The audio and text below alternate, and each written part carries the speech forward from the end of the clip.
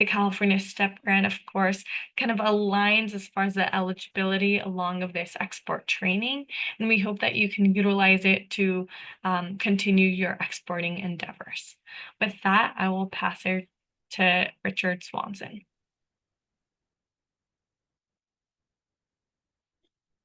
Thank you so much, Mariana. Great program. The State Trade Expansion Program is really kind of, a great federally funded SBA, US SBA funded program for the states to enhance your ability to enact your export strategy. And last week we had a great call with about 14 or 15 of you who are sort of ready to take that next step. This training, this 8-part series, I believe it was 8 parts, was very helpful. You had a chance to listen to our U.S. and foreign commercial services and programs, including my colleague up in Seattle, James Bledsoe, talk about e-commerce. And I think e-commerce and online, cross-border transactions are the way to go in many cases, if that fits your product and your strategy. But I did want to do a plug. This is officially Export Week with the U.S. Department of Commerce, International Trade Administration. But May is World Trade Month, so celebrate it. It's great that you're ending on a high note for this month. There's lots going on. In fact, tomorrow is Select LA, which is probably the largest foreign direct investment conference here in California. This leads up to our own International Trade Administration Select USA, which is the largest foreign direct investment conference. In fact, Mariana, your team, I think, are leading one of the largest pavilions that will be showcased at the Select USA show next week, the California Pavilion. And hey, Greg, how you doing? And so, so I'd like to just finish up on the fact that you have taken some great training. You are ready to plug into any of our global services that we offer, which includes working with the state of California on a number of their California pavilions all over the world for many, many industries. So if you have the desire to step forward and you've got a good product or service, let us know. Reach out to me. I'm richard.swanson@trade.gov. Contact me anytime. My colleagues are also here in LA, up in Northern California, and San Diego, Orange County, Inland Empire, Central California. So we'll work with anybody and everybody here, and step out and challenge yourself and take your product global and utilize one of the many services that we offer in conjunction with our U.S. Embassy and consulate colleagues that we work with every day. So I wish you guys all the best. It's been a pleasure to be involved with this for the last couple of months. And I think, Sandra, are we handing this over to Simona? Thank you, Richard. Simona will be joining us. Or is this Maurice? Yes, Maureen. Okay, great. Awesome. Back to you, Maurice. Okay. Thanks to all who have stuck with us over these 8 sessions. Believe it or not, there was kind of a method to our madness. Why did we cover these particular topics each week? And I'm going to try to go through the rationale for that and maybe what we tried to get across and what hopefully you learned. So in the first workshop, we wanted to introduce you to the entire team that's behind this program and that you can eventually turn to as you need that kind of help. And so we brought on the U.S. Commercial Service, which Richard represents. We included the Small Business Administration, which has several components. SBA has the Small Business Development Centers, SBDCs, where you can make appointments for one-on-one counseling for export or for a number of other things that they are involved in, like marketing, web development, and budgeting. A lot of things they do that are peripheral to exporting, but are support the export process. SCORE is another SBA organization. A number of the clients, I believe, could use help from SCORE counselors. They are retired executives, people who have already served used their expertise over maybe 30 years of work in the field of manufacturing or marketing or exporting or many different fields. And often they can help with startup manufacturing, finding contract manufacturers, and that sort of thing. So if you need that type of startup help, SCORE is the organization that you can turn to. SBA also has finance programs, including the pre-export working capital program, where you can borrow money to fill orders that you don't have sufficient inventory for. Get a bank loan that's guaranteed by SBA. They have Export Express, which will, when we're gone with our grant fee coverage, you will be facing fees from these organizations, and you're going to need to know what they can do for you. And a number of the finance programs that SBA offers can help you with that. Also, Export-Import Bank. We brought in Paul Duncan to talk about particularly export credit insurance, which helps, if you're not sure about your buyer and you want to make sure they don't default, you can get very low cost export credit insurance from the Export-Import Bank. We brought in a commercial banker, Dave Josephson, to talk about, what are the basics of financing export sales. And Gabe Schwery, as a freight forwarder, talk about the functions of freight forwarding. So all that by kind of by way of introduction to the team. So you know who we can turn you over to, or you can turn to yourself as you proceed in your export development. Then we started in the second workshop to talk about what is exporting, what is involved, what do you need to know and be able to do. And I talked about, and this was mostly my session, what are the 5 stages of export development. And the workshops kind of walked you through each of those stages. First, to build capacity to export, learning what it is, assessing your company and product, identifying the people that can help you, your team, and then moving from building export capacity to what are the building blocks that you're going to need in the early stages to be successful. And that included having a functional website that's globalized, not just for the domestic market, and developing your social media platform, and making sure if you're operating in an e-commerce mode that you are set up properly for that purpose. So that was what that workshop is about. Then we moved to finding and entering best export markets.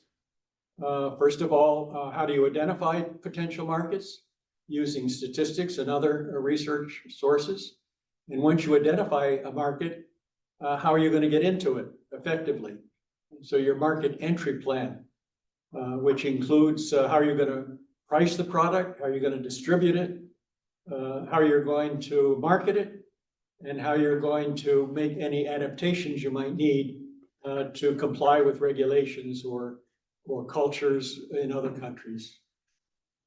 Then we moved on to making export sales and getting paid. And we talked about, first of all, transacting the deal. how do you come away with a deal once you make contact with a potential buyer? They may approach you with a request for a quote, and you respond with a quotation, and they may come back and dicker with it, and finally come say, okay, here's a purchase order, and then you have an invoice that you're going to send them and conclude the deal. So once you have a deal, part of that process is understanding what Incoterms are in quoting the prices. Namely, you're going to quote the price from your factory, or depending on what the buyer wants, maybe all the way to the country.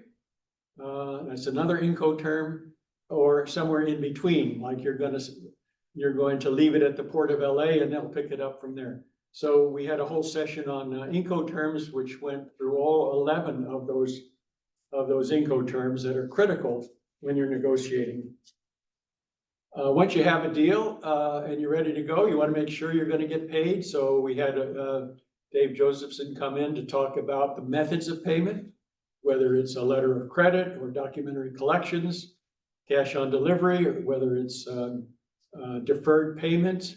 And if it is deferred payment under a documentary collection called documents against acceptance or open account, those methods where the buyer has the goods in advance of payment, you want to make sure that you're covered in case they default. And that's where we brought Paul Duncan back for a more detailed explanation of what export credit insurance is about.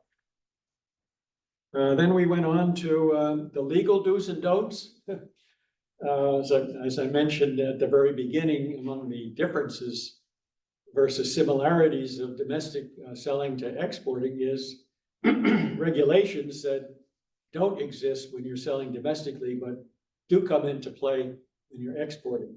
And among those, primarily are US export controls for national security purposes. And we brought in Bruce Leeds to talk about US national security export controls under the Bureau of Industry and Security, or the State Department's organization that covers the international traffic in arms regulations. A lot of companies may not know that they are subject to these controls, whether you need a license or not, which means you have to find out in advance if you do need one. And if you do need one, you're either going to need one because your product is a military item or a munitions under a munitions list, or it's a dual use item that could be used either for civilian purposes or military, which comes under the Department of Commerce. So you need to find out in advance whether you need one. And if you do, you're going to need a validated export license in order to get that product to the buyer.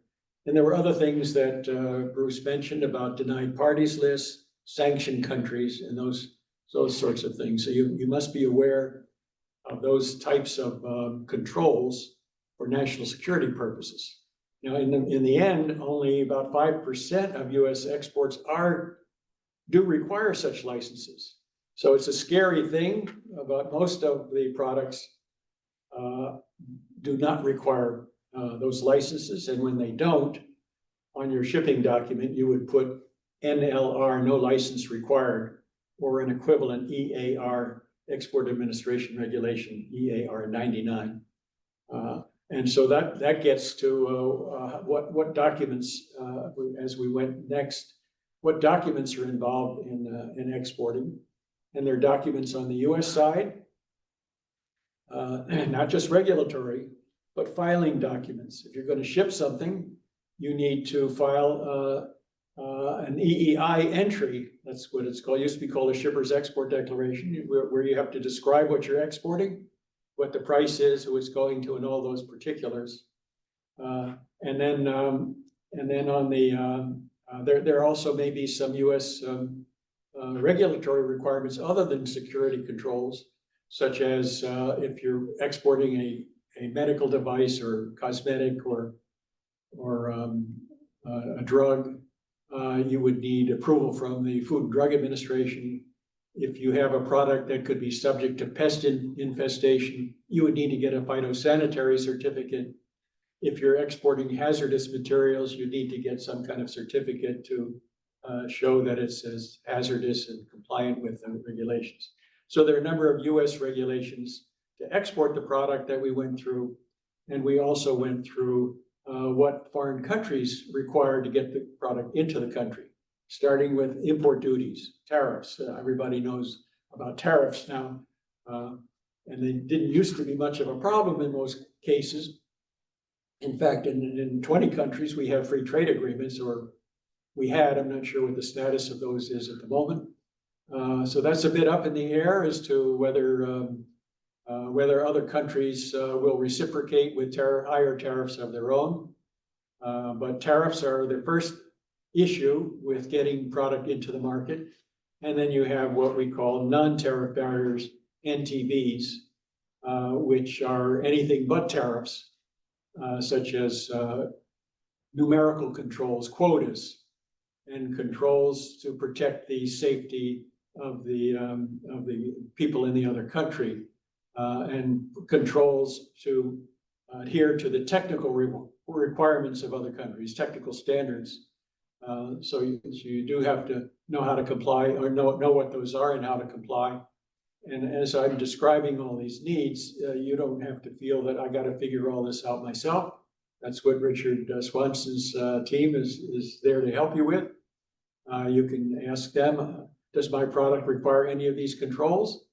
And they will tell you yes or no. And if they do, they can often check with their counterpart in the foreign country at the embassy or consulate to say, what controls could you give a little more detail about what the nature of those controls are, let's say in the European Union, with a CE mark or something like that. We also covered how to protect intellectual property. Obviously, if you have a patent, trademark, or copyright in the US, you don't want anybody to rip you off overseas. So we brought in someone who explained how you can protect your intellectual property in overseas markets. How to deal with endemic corruption in certain countries, demands for bribes, and as Chris Schrage said, there are low-level grease-type payments, usually at customs, to move paper, to move goods from one step to the other to get through the process. The customs, that's petty bribery, sometimes called grease. That's normal. I mean, you have to expect that, and there's no law to say you cannot do that. Except I think they don't want you to keep doing it, but I don't know how you can avoid that. The more important restriction has to do with bribing foreign government official to get advantage in seeking a major contract with a country. So you cannot, under the Foreign Corrupt Practices Act, you cannot bribe a foreign government official to try to get that contract over, let's say, a French company or a British company. Don't know the entire status of the Foreign Corrupt Practices Act right now. There was some talk about holding up enforcement of it, but we haven't seen anything more of that. But don't count on that. It's not a good idea to bribe a foreign government official to get a major contract. Now, oddly enough, that means you can bribe a non-government official for that purpose without running into the Foreign Corrupt Practices Act. But I wouldn't make a habit of that either. Then in that legal do's and don'ts, we also covered how to resolve commercial disputes if they come into play, whether it's mediation, arbitration, or whatever. Then we moved to workshop 7 last week, how to prepare and deliver goods for export. Nate Ward talked about all the documents, elaborated more on the documents involved in the process, both on the US side and on the foreign side. Obviously, you need to know what documents are you have to fill out and how to prepare them. And the freight forwarder is someone you should turn to identify the required documents and also to prepare them for you. So don't feel that you have to be your own freight forwarding department. Large companies may have their own internal freight departments, but most small companies do not. They rely on a freight forwarder to identify the needed documents and to prepare them. So definitely you want to take advantage of that. And how to prepare the goods for delivery, Gabe Schwery, our freight forwarder, and also our instructor for the CGVP training and the freight forwarder training to come, went through all the steps involved in marking, labeling, packing, packaging goods to make sure that they comply with the regulations and also to make sure that they survive damage in transit to the foreign country. And then finally, we had Alex Campion talk about cargo insurance to make sure that if this is let's say a cost insurance and freight quotation, CIF, Incoterm, you are liable for the goods until they arrive. And so under any Incoterm where you are liable for the goods up to a certain point, you want to make sure that you are properly insured. And that's what cargo insurance companies do. So that's kind of a quick recap of what we tried to convey to you. I hope you've learned a lot in that process. And if you didn't, and you have questions, that's what we're here for. Whether you have these questions now or whether you have these questions later, you can email me. I think you have my email address, but we'll get it to you with any question you may have. I'll get an answer for you. Either I know the answer or I'll find somebody that does. Okay, let's see. What do we have here next? I think we're ready to move into today's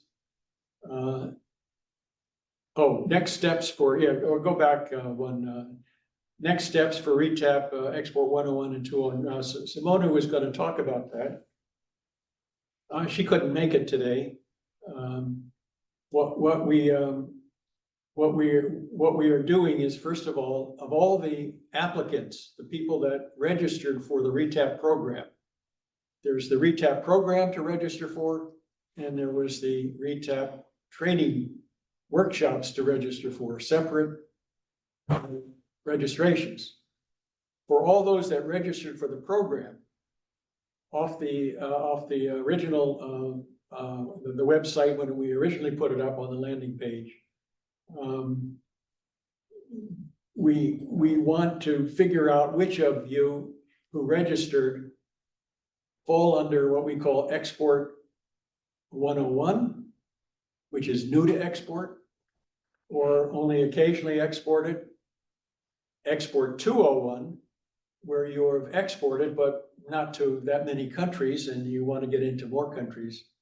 Or you don't fall into either Export 101 or 201, but are interested in exporting generally and have attended these workshops. I'm glad to say we had close to 100 attendees over these workshop sessions.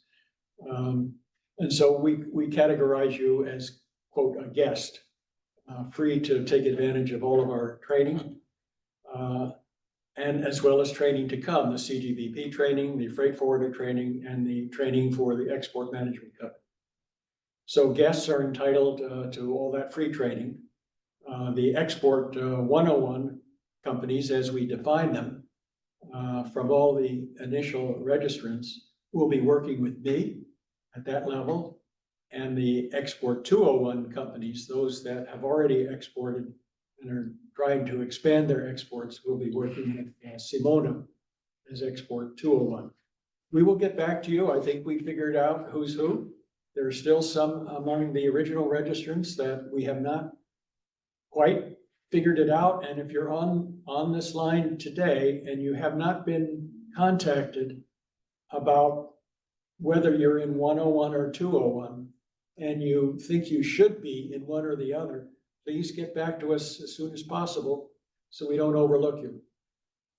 I'm happy to say that many of the people that did register are not necessarily new exporters or new to market exporters, but are organizations in business and economic development that have been very helpful in getting the word out to their own constituencies. And many of them have come back and say, yes, we'd like to take some of the free CGBP, EMC, and freight forwarder training when we get to that.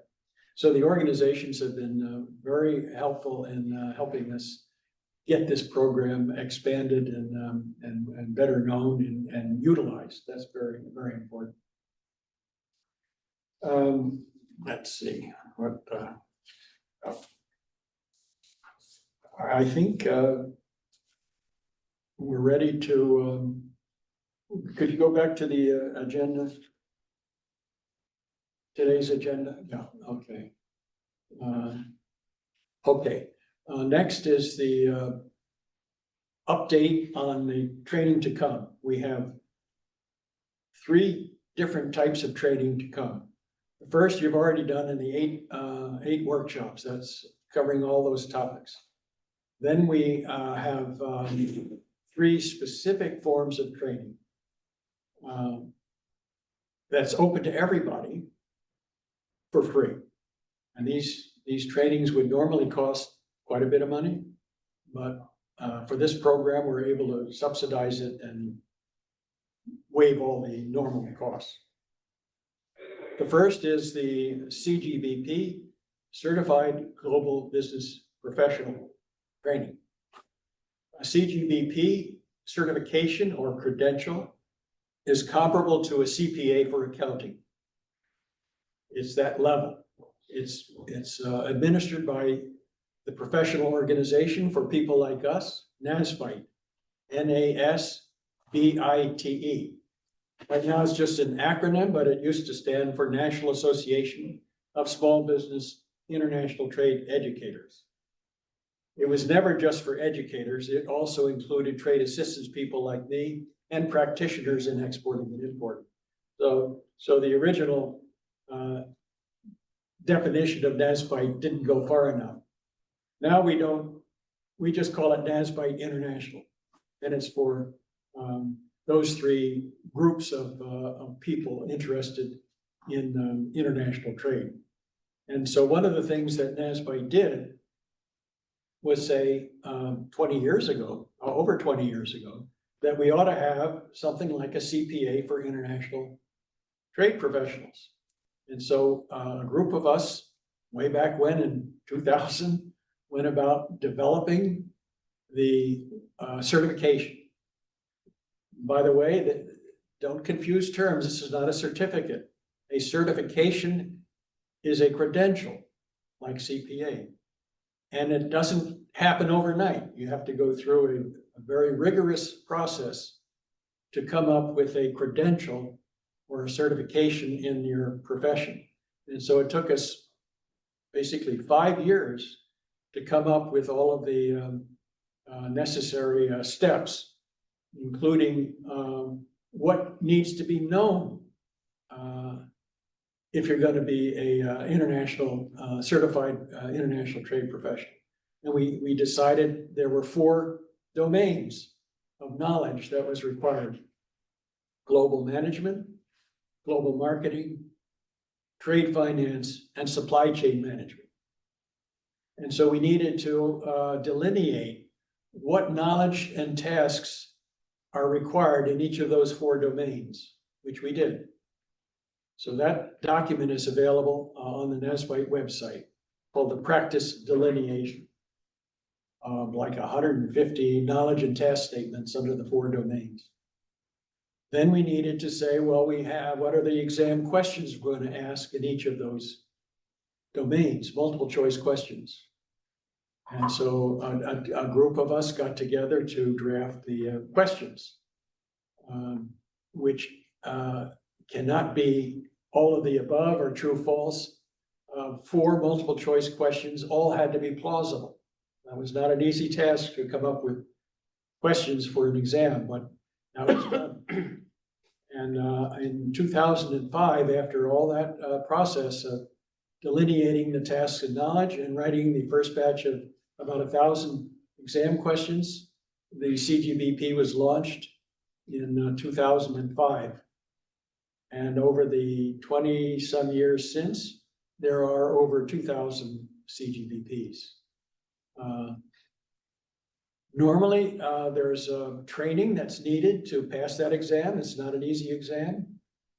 There are training programs, and most of them cost money.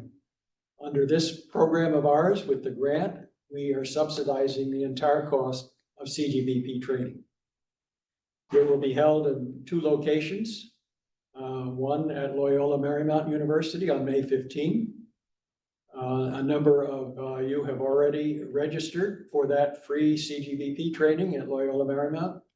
I'm looking forward to that almost next week, in person. Separately, because they could not agree on a date, the Chapman University has set up a separate date with Santa Ana College for their CGBP training.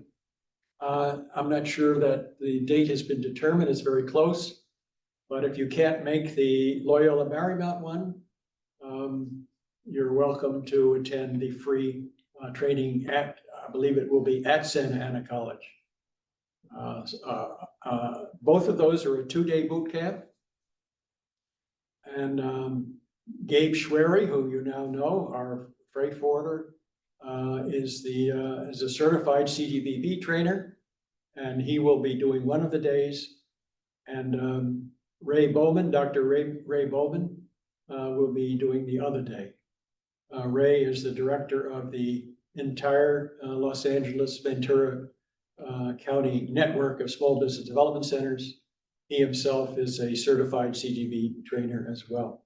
So that CGBP training will hopefully give you enough knowledge to be able to pass the exam if you want to take it. This program does not require you to take the exam, but if you do decide to, I think we're offering a 50% discount on the fee, which may be $350 to take the exam. But this is not that. This training is just to train to prepare for the exam.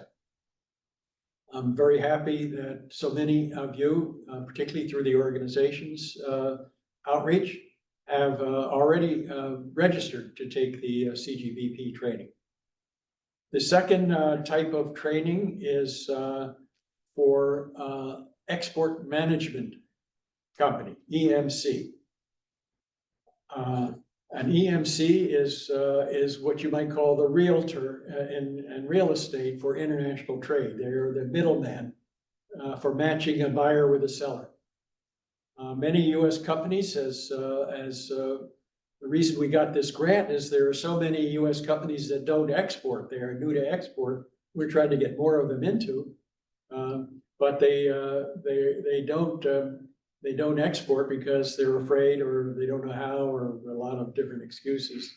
And so one option they have, if they want to make money by selling their product overseas, is to do it through a middleman, an export management company.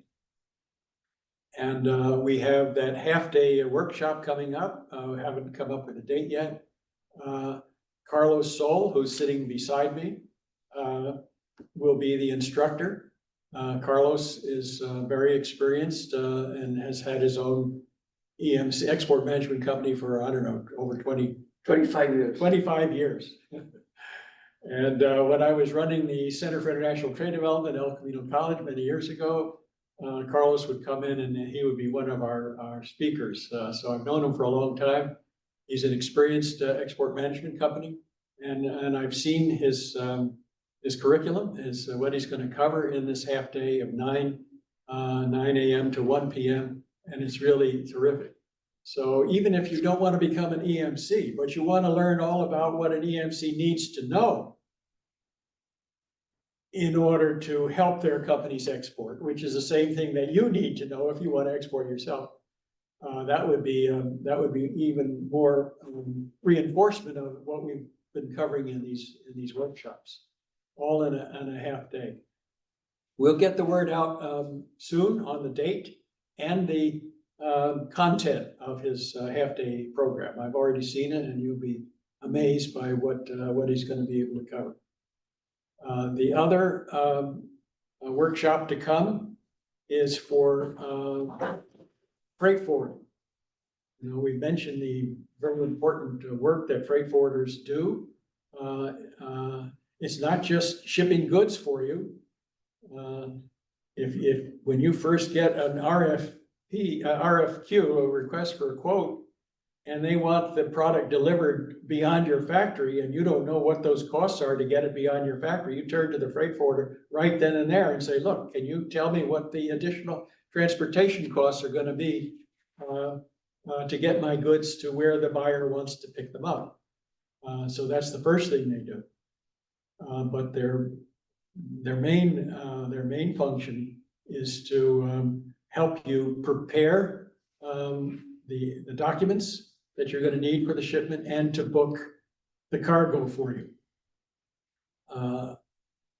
And they will take the goods from your factory, put them on a pallet, put them in a container. If you have enough to fill an entire container, they can do that, or they can intermingle with others. So you get the benefit of a container rate without taking up a whole container. So they can arrange to get the goods from your factory to the port into the container or the pallet, book the cargo, arrange for cargo insurance as well. They do all that. And if you're interested in becoming or joining a freight forwarding company or being part of one or whatever, then that training is for you. It's also for those who are already working at freight forwarders, but want to enhance their skills in freight forwarding. So those are the three other trainings to come. I encourage you, if you're interested, we'll get more of the word out to sign up for those. They're all free. It's all additional knowledge. Everything that you'll learn from any of those could be applied to your effectiveness as an exporter yourself. Okay, so that's can you get back to the agenda so I know what we're talking about next? The agenda. And how are we doing on time? Okay. Next steps, we did that. Update on, did that. Oh, well, we're running early. I want to get Sarita Jackson in, but she can't come on until about 10 o'clock. So what we can do is take a break. Well, does anybody have any questions? Let's do that. Did anybody submit questions? No. Does anybody have any questions on anything I've said up to this point?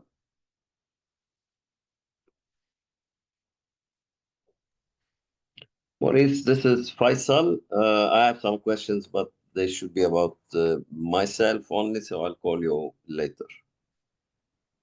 Oh, I'm sorry, I didn't get what you said, Faisal. You have a question later? Yeah, regarding the training sessions for the 2 days. The second session is not scheduled, right? Yeah, we'll be sending out some announcements regards to the EMC Export Management Company workshop and the freight forwarding training workshop. Okay. Also, if you're interested in the CGBP boot camp, we will also send that information out to you after the workshop. Okay. Thank you. Well, we can wait until we can get into some of what I want to cover later now. And at 10 o'clock, if Sarita Jackson joins us, then she can talk about her role in working with Export 201 clients to do a market research, customized market research.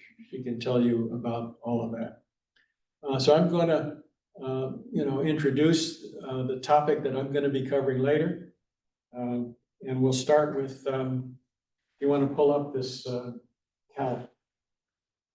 One of the things that you all must be able to do is find information you need to help you in your export activity.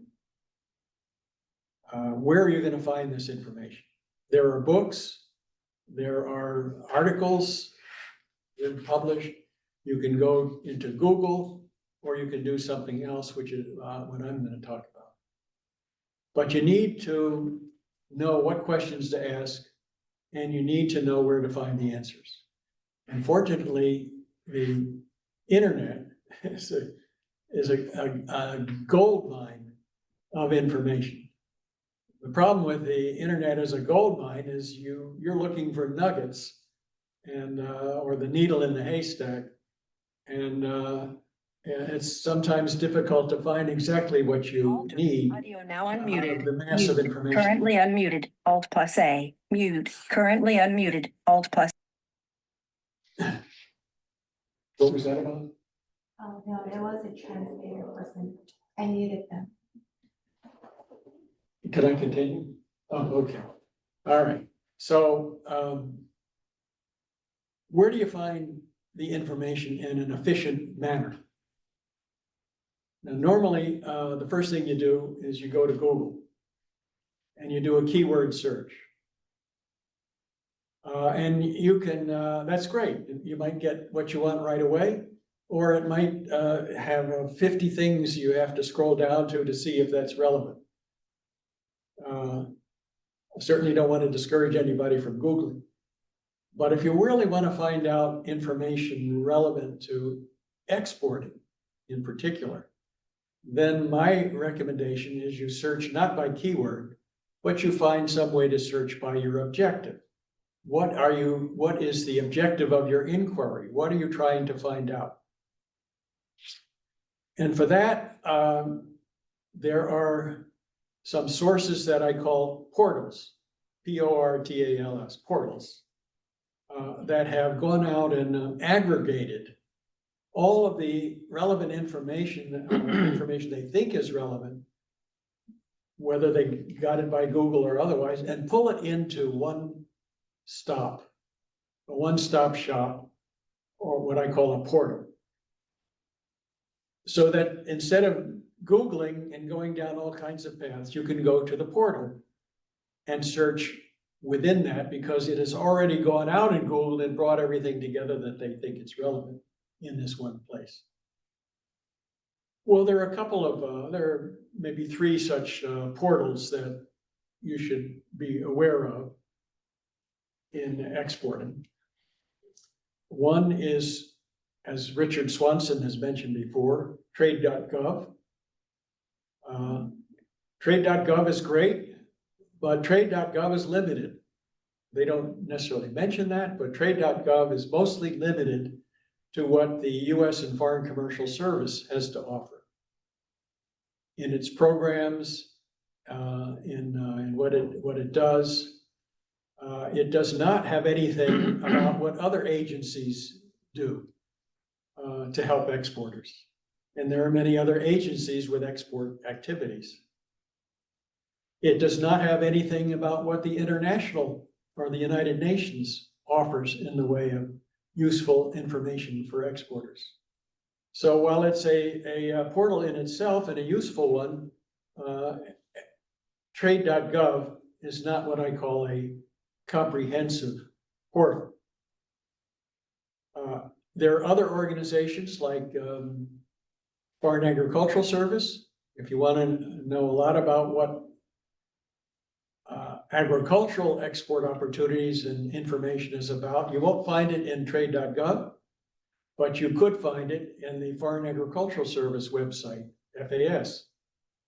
And they have their own extensive drill downs to get reports on on the production of agricultural products in other countries, on opportunities for US exporters, in particular agricultural sectors. So they have all that for agriculture, food and agriculture, nothing else. So you can call it a portal for agriculture. There Maurice, are other, sorry, yes. Maurice, it's Queen Nina. I was on the USDA website last night looking at food products, what can be exported and imported. So I'll post the link in the chat, and people, if they have food products, they can go there. They also have video tutorials on how to use the database. Yeah, I'm gonna get into that myself later. I'll be covering a lot of that, but if I miss something, then you can chime in again. But I will be covering that when I get to the meat of my presentation. So right now, I'm just talking about what portals exist. There's another one, Michigan State University, Global Edge. That's another portal. And it covers a lot of things, but it's not necessarily particularly good with export-specific information. It has a lot of stuff, but if you really want what I call a portal, extensive portal for international trade or export information, that's what I came up with. I developed that with a federal grant a number of years ago. It's called the International Trade Compliance Institute website. TradeComplianceInstitute.org. We'll get into how you can get to that. And within that, one of the options is called a trade information database. And I'm going to be covering in my presentation what you can find in that particular trade information database of the International Trade Compliance Institute. And it's organized into 14 broad categories. You see at the top, one category is called trade readiness tools. Another category is called trade reference tools, trade and economic data policy, and on there down to the 13th or 14th. Within each broad category of the 13, there are what I call subcategories. You see on this one, broad category trade resources directory, U.S. government trade assistance organizations, U.S. government trade regulatory organizations. Those are what I call subcategories. There are 80 of those within the broad 13 categories. Now, within each subcategory of the 80, there are links specific to that subcategory. And you'll see over on the right the number. And the total number of links in this International Trade Compliance Institute Trade Information Database that I developed years ago, there are over 1,000 direct links within those 13 broad categories and 80 subcategories. I think you could probably, now, it also includes everything I could find in trade.gov that's relevant. It's brought into mine. You can get right into the trade.gov site by linking from mine directly. Same thing with Global Edge. Same thing with the United Nations. All of those sources, there are direct links within these. So when I get to my presentation later, we're going to scroll through some of these and pull up how you would go about getting that information. Why don't we take a quick break?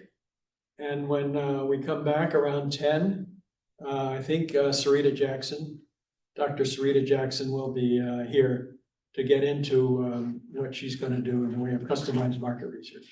So those of you who are going to be in Export 101 or 201, that once finalized who's in which category, we will be kind of holding weekly Zoom meetings, either collectively or individually, but we want to keep in regular touch with the actual clients that we have narrowed down to.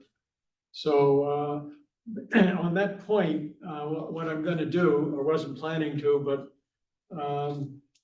I've been having a little difficulty because we have so many, we have nearly 100 registrants, trying to figure out myself who belongs where. Some of you we've notified you belong in 201 or 101. Others, we may not have gotten back to you, but you think you belong in one or the other. So what I'm going to do is I'm going to name names here, if you don't mind, but names of companies, not individuals. And if you are here, say, yes, you're here. If you're not here, I will take note of that. But here's what I think are 101 companies. I know Faisal is on the Y2H. Is Y2H Inc. on? Okay. K-Love Culture, I believe, yes, is K-Love. Thought I saw her on there before. Royal African Company. Alder, audio now unmuted. Yes, I'm here. Currently unmuted, Alt+A, mute. Royal African Muted. Company Alt is plus Queen A Nina, button. Maurice. Maurice?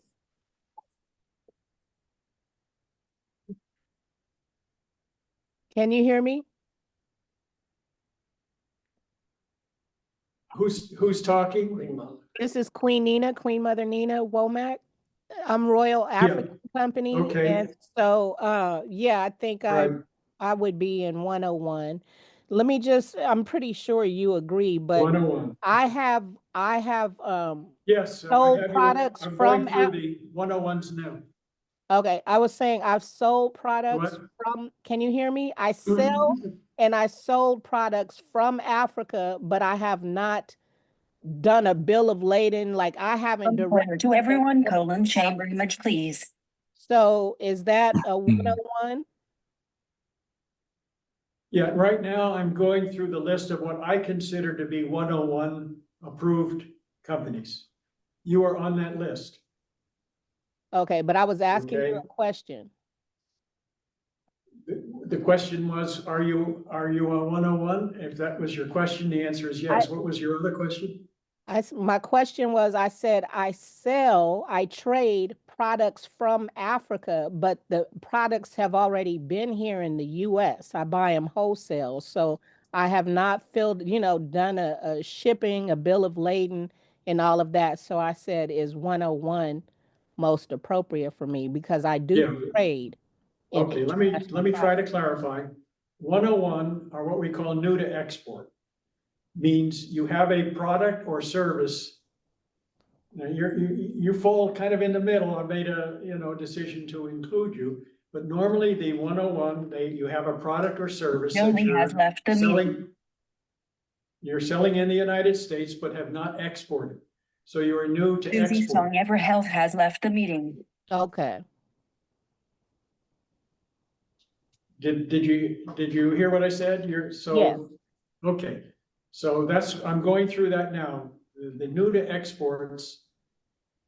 Now, sometimes you have a website and you get an occasional order from overseas. You're not really going after exports. We call that occasional. So that's also what we call basically new to export, and that's 101.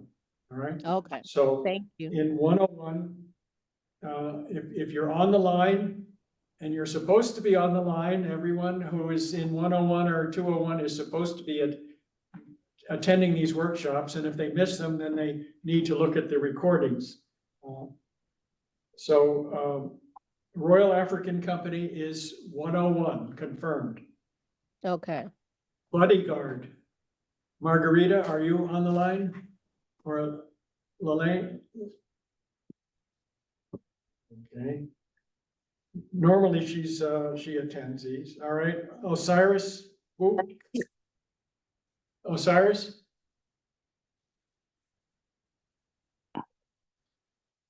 Are you muted? I believe. For now, I'd like everybody not to be muted. Osiris is, he's online. He is? Yeah. Okay, Osiris is online, okay. 101. Is Bodyguard, Margarita or Lelaine? Um, Not today. No? No. Okay. Femiflex. Is Femiflex on the line?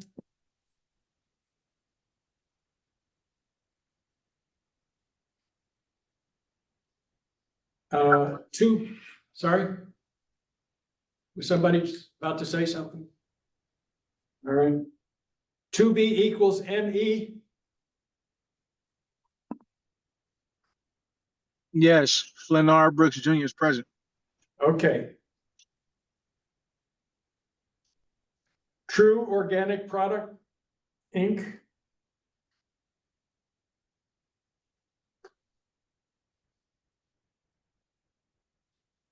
And Captivating Diamonds.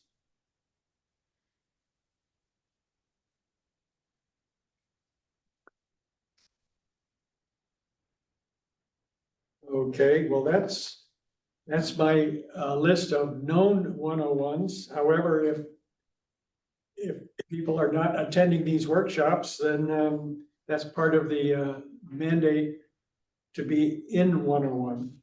Then there are some companies that I wasn't quite sure whether they're 101 or 201. One of them is Aftrade Group. Is Aftrade Group on? Musa? Musa's on. Yes, okay, I see an iPhone, okay. How about Wero Fashion? I have not been able to contact Wero Fashion. Okay, no. Coco Jojo?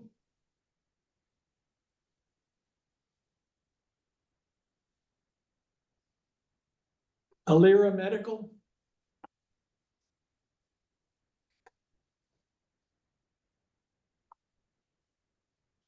Sunmark Stainless?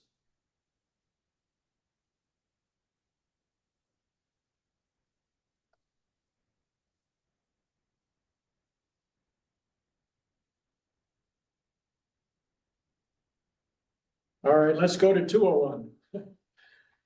Hey, sorry, Osiris Bouquet speaking. I think you just said my name. I had to tend to a family emergency. I'm back. Oh, who is that? Osiris Bouquet. Oh, You said- okay, yeah, you s- we have you. You got me for 101. Thank you, Maurice. Yes, what we'll do is if nobody is answering, but we're showing on the record that you're logged in, we'll go by the login in case you're muted and didn't respond. Copy that. Please proceed. Thank you. Okay, so now we're gonna go to 201. 201 are companies that have already exported and are looking for more markets. And some of you are already working with Simona. Maurice, I think I should be in 101. Keisha? Yes. I thought we talked and we put you in 201. Or what happened is when you responded with what you were doing, having already researched the markets you're looking for and other things, I said to Simona that maybe you should be in 201, but what is your preference? Well, even though I researched the market, I still don't have the experience, so I'm a beginner. Okay, all right. You're back in 101. Okay, thank you. That's okay. I'll crawl before I can walk. All right, okay. All right, Spoolies Inc. I'm not naming names, I'm just naming companies. No? Davis Trade and Commodities.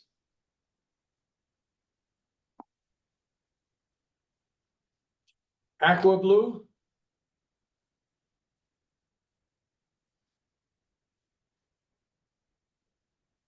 FireX, no? I think I saw that. FireX, no? They're online. Oh, you're on? Okay. I'll tell you what, I'm not gonna do it this way because some of you may be muted. We're gonna go by what the registration shows. So I'm not gonna go through all these. All right, so it's 10:20. It looks like no one has pre-submitted any questions, so we'll probably, yes, Gregory?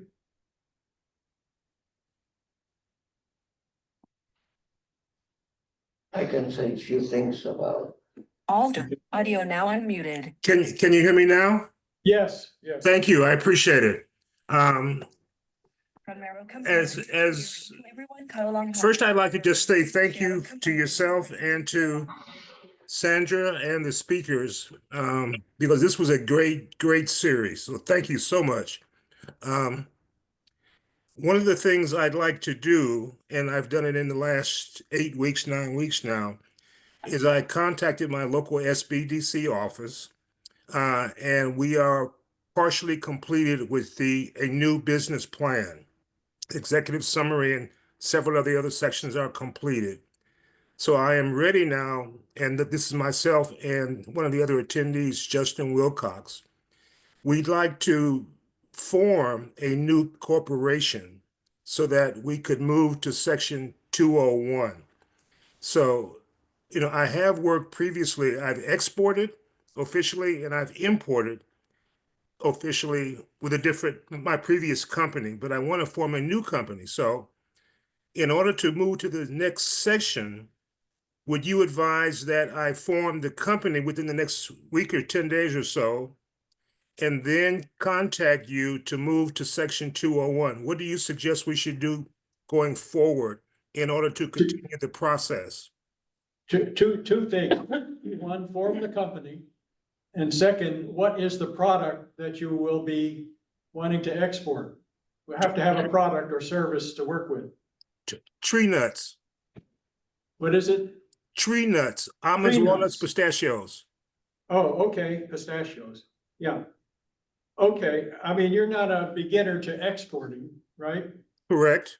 Yeah, so when you form your company that wants to export tree nuts or pistachios, get back to us and we can, there's no time limit on when people can become one or the other. The only time limit is when we run out of the grant money to offset costs. Which Okay. is, we still have a few months for that. Oh, well, okay. Well, Justin and I kind of want to get this rolling. So within the next 2 weeks for sure, I'll form the new company, and then should I contact Sandra directly, or how would you like me to proceed? You have my information? Yes, sir. How about Simona? Do you have hers? No, Just contact me, Greg. I'll copy Sandra. Okay, and then You're already registered or not? You're registered as a workshop attendee or registered for the program? no, right now I'm just registered as a individual person. When you form your company and you have a product, register for the program itself on the website. And can I register for 201? No, you just register and we will assign you the correct level. Okay, very good. Thank you. And lastly, if I may, I just want to thank, Richard Swanson, who I've worked with, he and Glenn Roberts at the Fresno office previously. Paul Duncan, I wrote letters of guarantee from Nexium Bank. I just want to thank them publicly for their wonderful assistance. And then the last person I'd like to thank, who is no longer with us, is Randy Ennis. who was the debt chair of the Nevada District Export Council. And I just want to say thank you to everyone. Okay, good. Thank you, Greg. So, rather than me going through all these names and not getting much response, we're going to go by the list of registrants for today to see who signed up for today's workshop that is a 101 or 201. And while we still have a little time, Carlos Sol, who's going to do the EMC training, said he could talk a little bit, right, about what that will cover. So go ahead. Good morning, everyone. My name is Carlos Sol. I've been working in my export-import company for the last 25 years, selling health and beauty products to Latin America and the Caribbean market. I probably sent over 2,500 containers to those countries and over $50 million.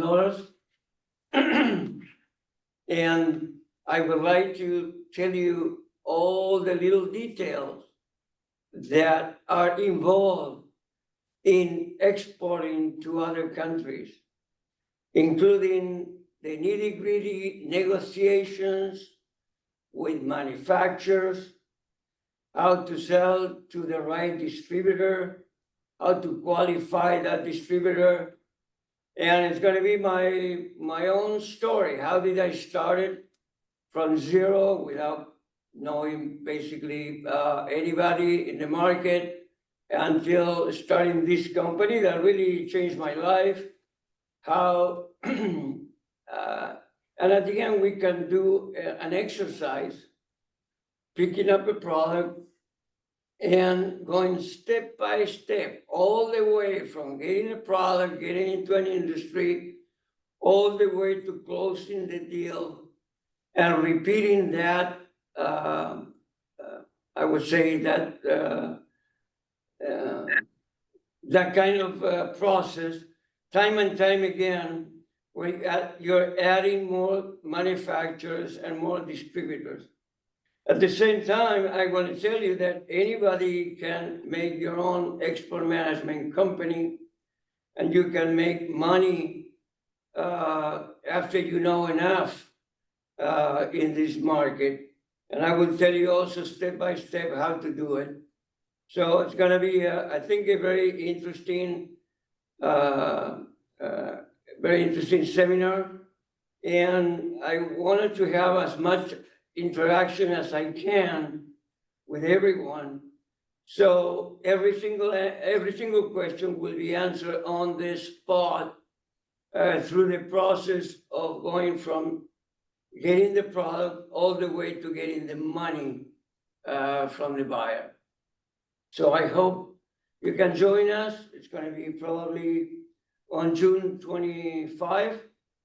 And I'm sure Maurice and the chamber will give you the details. We have not put that up yet for registration, but now that we have the June 25 date, which will be 9 a.m. to 1 p.m., we will put up a registration capability. And you can register for that EMC training with Carlos. I think even if you don't want to be an EMC, what he's going to tell you is just as valuable for your own efforts as an individual exporter.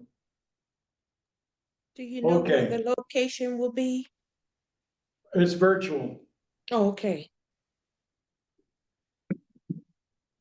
Any questions about the EMC training for Carlos? Okay, so we're going to move on to even though we're early and there are no questions, so we'll probably end early. I was hoping there would be, questions either about the program itself or about exporting, but I'm going to move into the main part of my presentation, which is called Web Resources for Exporters, Illustrative Search Scenarios. So if you want to put that up. And before I was going through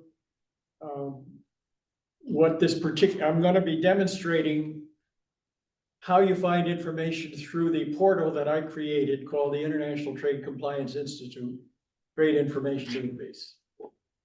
And what I was saying before with the numbers, where there are 1,044 links in 13 broad categories and 80 subcategories. Now, I'm not going to go through all of that, but we will go selectively through a kind of a sequence of what are logical questions you might want to ask and look for information, and not doing it through Google, but doing it through this portal, which I think is searching by objective rather than keyword. Okay, so we can go to the PowerPoint. So the first thing we want you to do anyway, and it is on the portal, is take the export readiness assessment. If you can, all of these, you're going to get a copy of this presentation, and all of these are active links.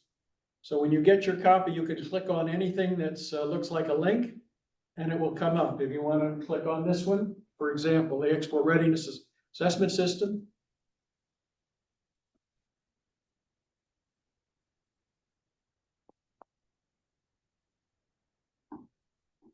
So it takes you right into the site where you can sign up, register to take the Export Readiness Assessment. A number of you have already done that. It's mandatory for Export 101 and 201 companies. We need to have that upfront assessment so that we can gauge, who needs, what kind of help you need and what we can do for you. Okay, so that's all you have to do is register, and up will come the questions. There are 23 questions in the Export Readiness Assessment. I'm not going to go into those here. I think we may have done it before. About 10 questions deal with the organization's readiness to export.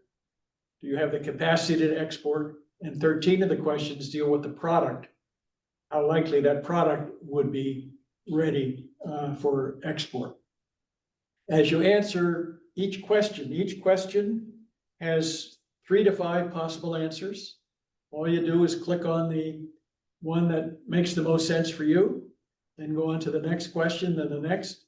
When you get through all 23 questions and you've checked off your answer for each, you press a button, submit, and you will immediately get a detailed, maybe 10-page report on what you've told the system, and the system responds to you based on how you answered each question. So it may say, well, your answer to that question was kind of weak, and here's why it was weak, and here's how you can overcome that weakness. Or the answer might, the other extreme might be, that was a very strong answer, and here's why it was strong and good for you, or anything in between. Okay, so you're kind of getting feedback on the implication of how you answered that question. I want you to use the option to share that report with me or Simona just by putting our email address in, and we will get the same report that you do by email. It also has at the end a kind of a score, how you scored in each of what you might call 4 quadrants. The score to me is more of a gimmick. The real thrust of this is what it's telling you based on how you answered each question. So that's the Export Readiness Assessment. If we could go to the next slide.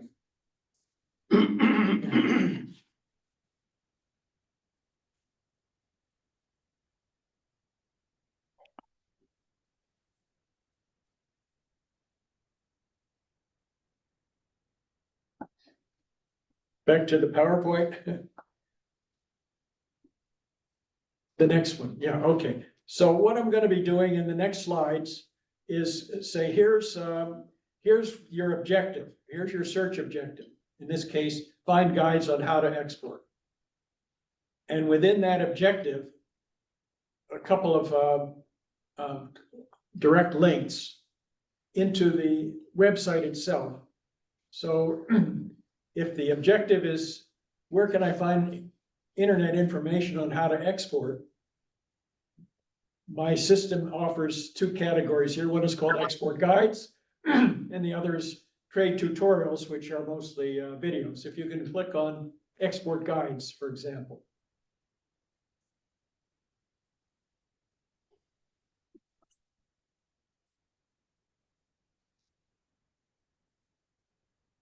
I think you have to be closer to where that Correct. Yeah, star is. double click again. But yeah, okay. So now you're within the International Trade Compliance Institute website. You're in the category called Trade Readiness Tools, Export Guides. And you can see, if you can scroll down a little bit, these are the among the 1,000 links. Here are a whole bunch of them that offer the equivalent of export guides.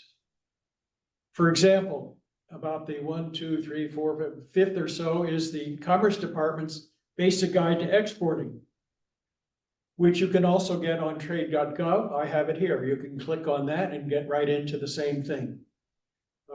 There are a number of other picks on how to export, and you can click on any of those from this list of export guides within the broad category of trade readiness tools. If you want to click on the Basic Guide to Exporting, just to illustrate the 5th one down, to see that it does, next one, the next one, yeah. So it's the same as if you went into trade.gov, it's the same document, but you can get it from within mine. Okay, that's something you should all be looking at. Okay, that's enough of that. You can go back. So here are a whole bunch of direct links to what you might call export guides of various types. Each one of those linkable to more information. Go back to the PowerPoint.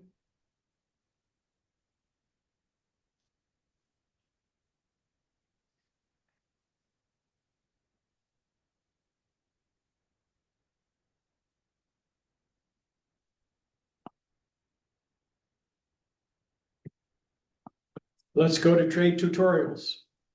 Trade tutorials are videos. Videos are easier to grasp. Some of them are 3 minutes, some of them go longer. I pulled together a whole bunch of trade tutorials or videos that you might want to take a look at. Now, I should say one thing up front. Since this has over 1,000 links, everybody knows that links sometimes go bad. I don't think any of the ones at this level are bad, but as you click on that, go ahead into trade tutorials. As you go down this list, these are all videos you can access. Now, as you click on any one of them, it may come up as a bad link. Most of them are not bad links, but some of them can go bad. And when you have 1,000 of them, it's not easy for one person to know when a link goes bad. So if you stumble on a bad link, I'd appreciate if you'd let me know and then I can fix it. But for example, here are videos to answer 124 export questions. Why don't you click on that just the one at the top, just as an example.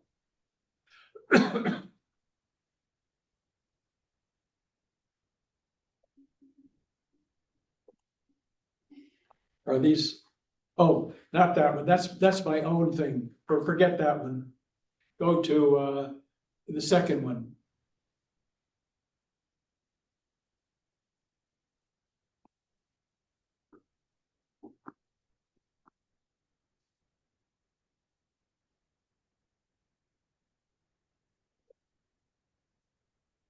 It's a little slow. If you do it at home, I don't think it would be slow.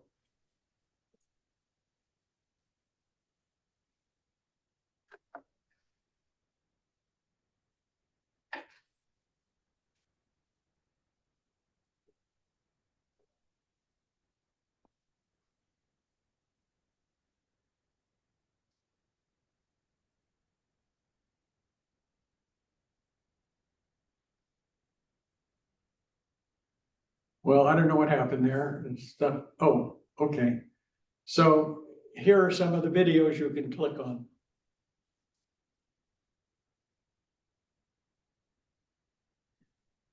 So there are a whole bunch of videos in various categories that provides information in a more usable form. So this is all in the way of videos that you can access. Okay, go back to the PowerPoint. What I want you to do is become familiar with this website, which I think pretty much has everything you could conceive of wanting to get to. And go through it yourself and check it out.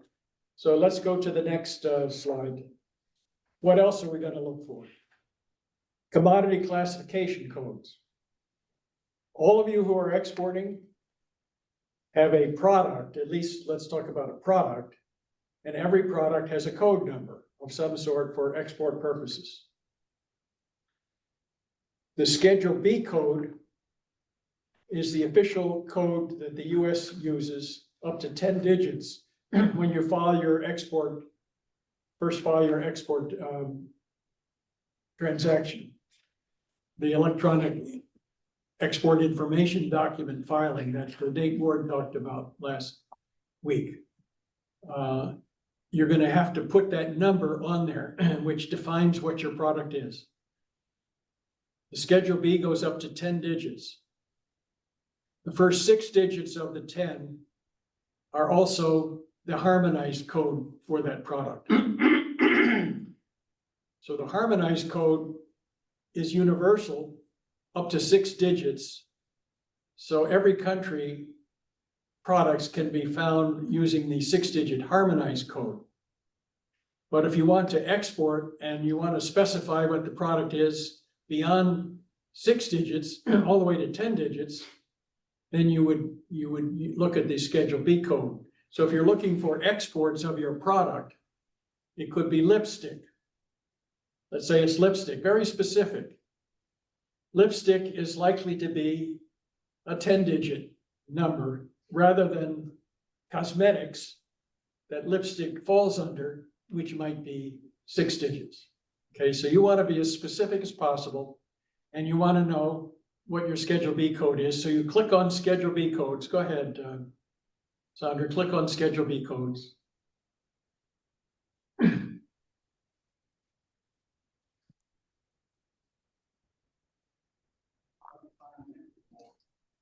So this takes you right into the Census Bureau's Schedule B search engine. You scroll down a little bit. And you would, you can either, well, that's not, go up to the top. So you would click on 2025 or go down, Schedule B search engine. That's one way. You can, if you already know what chapter it's in, you can do it this way. If you don't, on all you know, go up to the top, and Schedule B search engine. Click on that. Describe your product, put lipstick in, just for the heck of it. All right, so Schedule B number for lipstick is 330410, and then the last 4 digits are zeros, so it doesn't really go beyond 6 digits, even for lipstick. But if you're exporting lipstick and you want to know what the Schedule B number is or the harmonized code number is, there it is. All we did was go into the Census Bureau search engine for Schedule B, put in our keyword for the product, and it should come back with what your Schedule B number is. Now, this happened to be easy. Some products are more difficult when you search by keyword. And it's not gonna find it right away. It's gonna say, it's gonna start asking you questions. It could have said, did you mean red lipstick or purple lipstick? And then you have to answer these questions to get down to what the Schedule B number is. The other way is to go back to the beginning of the Schedule B. If you don't want to use the search engine, go down further. I think you can, and you know what broad category you're in. You can search by, now these are just dates, obsolete codes. Go back up a little bit. Go to 2025, browse. Then you can search by chapter, so that if you know broadly that your product falls within, let's say, chapter 4 is a dairy product, you can do it by category and get, eventually it'll take you into the search, into the Schedule B itself, deep into the Schedule B, and you can select the Schedule B number that's most appropriate for your product. Okay, I any have a questions about? question. Go ahead. Say if you had your whole makeup line or the whole skincare line, you're gonna do a number for each product that you are shipping? It's quite possible, yes. Okay, Yeah, if one of them is lipstick and another is mascara, it's gonna be two different numbers. okay, so all that will be on one sheet. Everything that you're shipping, it'll have the content and the number. Yeah, why don't you, let's see, go into one of these, just click on one thing. Okay, so now this is taking you into the search engine. Go down. So these are different options for that particular product, pig iron. And when you get to, let's say, cosmetics as a broad category, and you're in the Schedule B itself, you'll scroll down to see, well, 230105 is this, 23106 is that, 23107 is that. So you'll see a breakdown within the Schedule B hierarchy. If you browse through the Schedule B chapter. So you have the option to put in a keyword and find it right away by the keyword. Or you can, if you know what chapter it's in, you can go and scroll down through and find it among the other related items in the chapter. So I have another question. Yes. So since I'm selling chocolate and I have chocolate caramel turtles and peanut brittle and truffles, do I just put chocolate instead of doing all those different? I don't know. Let's see. Can you go back to the search? Let's try it. Now it could be, go back to the first, search. Put in chocolate. If we're lucky, maybe something will come up.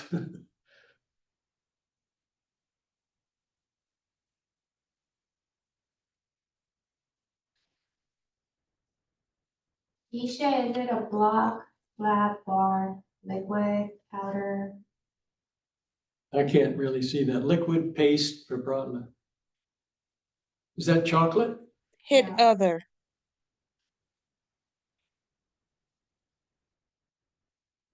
There we go. It should be the first one. Okay. So you see a 4-digit number for chocolate. And for other types, it's a 6-digit. So that's how you search for your product. Your freight forwarder maybe can help you if you're confused. There's also a number, call in the Census Bureau. They say to get an opinion. I haven't had much luck with that. But it's very important to make sure you have the correct Schedule B number. Because that becomes the basis for US export statistics. Right. Okay, so when you file your electronic filing for an export, you put that Schedule B number and it says for $25,000 of export value for that item, That is part of the number that goes into the overall US export statistics by product. Also, Schedule B numbers, at least the first 6 digits of it being the harmonized code number. Sonoma, can you hit put up for retail sales? Can you hit that tab?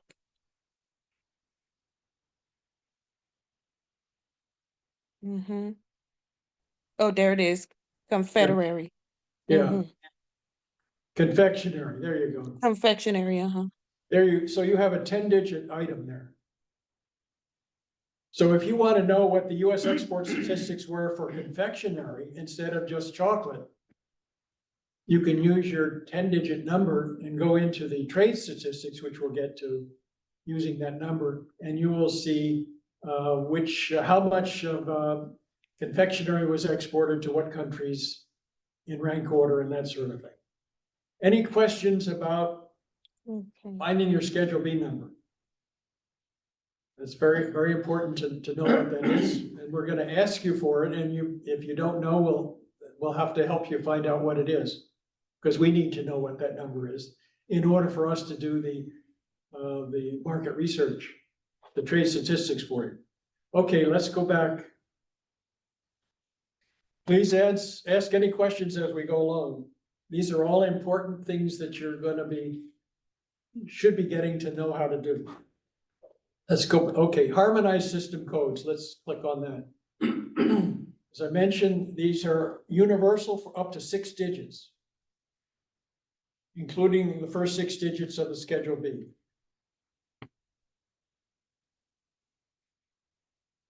And this is, takes you into the United Nations Comtrade system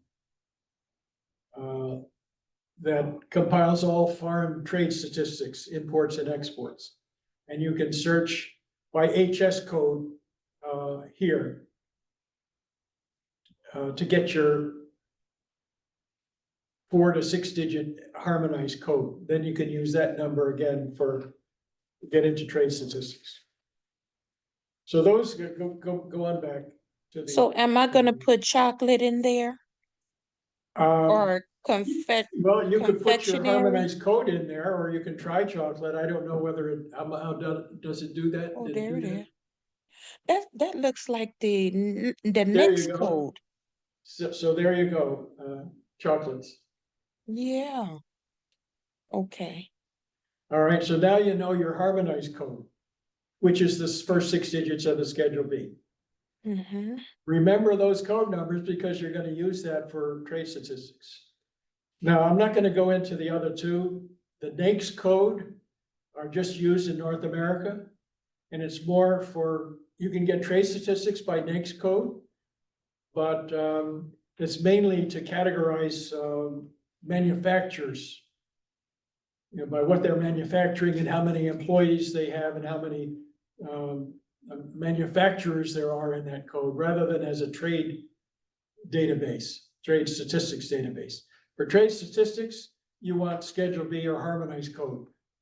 The last one's SITC, is the United Nations system, coding system that goes up to 5 digits, but you're not gonna need that either because you're gonna work with the first 2. Any questions about coding systems or how to find them? I have another question. Go ahead. I have a capability statement for contract and procurement. Do I need another capability statement for import export? Because it looks like the numbers differ. I'm I not have sure. Great I have question. Great question. I have the next code on my capability statement, but for the import export capability statement, I'm gonna use different numbers to identify my product. Anybody have an answer to that? Because I don't know. I'm not familiar with capability statements. I think I can't answer that, but I'm in the program that you're in also, Niche, which is the government procurement program. Yes. So I appreciate where you're referencing that from. I was wondering the same thing. Maurice, we had to put together a capability statement for our government contracting course that the LA Chambers is running in parallel to your course. And so I think what we're asking is when we go to answer these RFIs and these RFPs, do we need to have essentially like a CV or something to present our capabilities to the company that may be interested in procuring from us? Are you talking about domestic procurement? Talking about domestic and like all procurement, just general question right now, and maybe your answer infers that there is a difference. So if you could lead us down that route, that would be great. Yeah, I don't know. I'm not familiar with capability statements. I can't answer that question. Can anybody else? Or we will try to, who is asking? Who is that? Who just asked me that question? And a capability statement is the same thing as an executive summary, Maurice. Does that help you?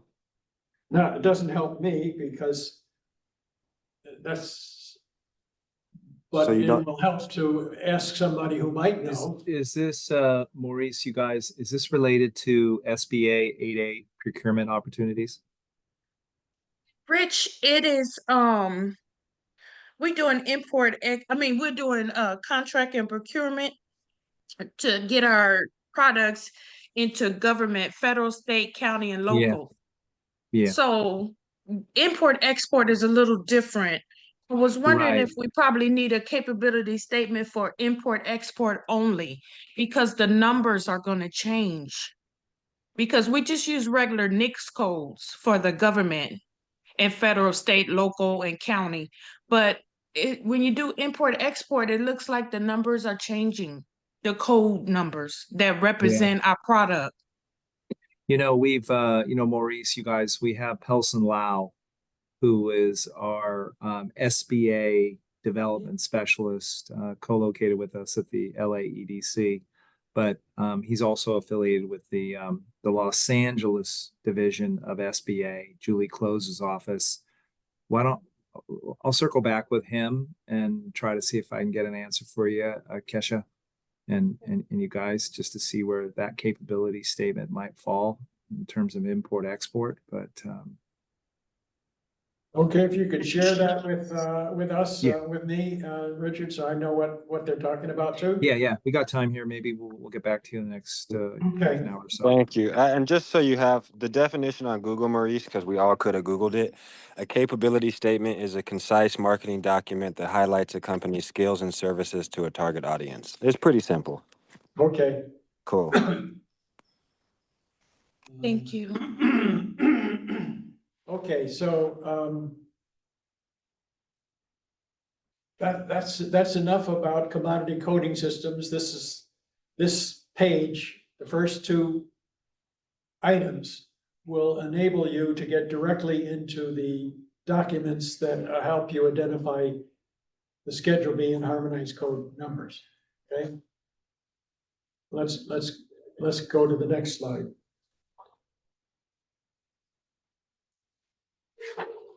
Now, once you have a Schedule B or a harmonized code number, that means you can get trade, export, and import statistics for that product. And there are 3 different major sources for trade statistics data. One is the USITC Trade Data Web, run by the International Trade Commission, I believe. It's a free, you have to register for free. And once you get in there, you have to learn how to pull up the relevant statistics for the Schedule B number or harmonized code number or NAICS number that you're looking for export or import statistics for. Another one is, all of these are free. These 3 are free. USA Trade Online is another one. I believe that's from the Census Bureau. And Commerce ITA has Trade Stats Express that covers both state level statistics, export statistics, and overseas statistics. If you want to click on Trade Stats Express, for example.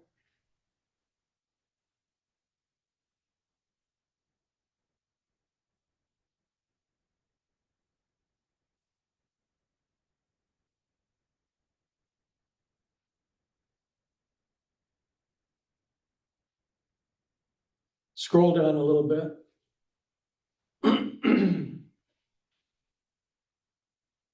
Okay, so you see on the left, Trade Stats Express national and state and metropolitan areas. But the metropolitan area is probably very broad, like 2-digit number, not too useful for your product. State also not as specific, but for the national, it'll probably go to 6 digits. You can search by NAICS code or by Schedule B, harmonized code number in this system. Okay, so as long as you know that these are sites you could go into to get export statistics by your product number. I don't have time to demonstrate how you do it, but once you get in, typically what you would do is say, what is your product number that you want statistics for? Put that in. Do you want to show all the countries that that product was exported to? You click on that. Then it asks you a few other questions. And then you finally make your selection and you will get a table, an export statistics table that shows for that product all the countries that it was exported to from the United States over the past several years. And you can see which ones are the top 10. You can see which ones have grown or not grown from that table. Very valuable piece of information. Is something that we always use with our clients to try to identify which markets, at least statistically, make sense because they are the leading markets for the product and they are the fastest growing markets for the product from the US export point of view. And then moreover, from the foreign side, they are the leading products imported into that country and the fastest growing products imported into that country from the US. So you can do both sides. Now, Sarita Jackson, we contracted to use something even better than these called Wiser, trade database. But you can do the same thing yourself by going into these trade statistic sites, either Trade Stats Express or one of the others. You just have to learn how to pull up the table that you want. If you try those and you say, hey, I don't understand it, can you help me? Let us know. Maybe we can walk you through it. Okay, so that's US trade data. So go back.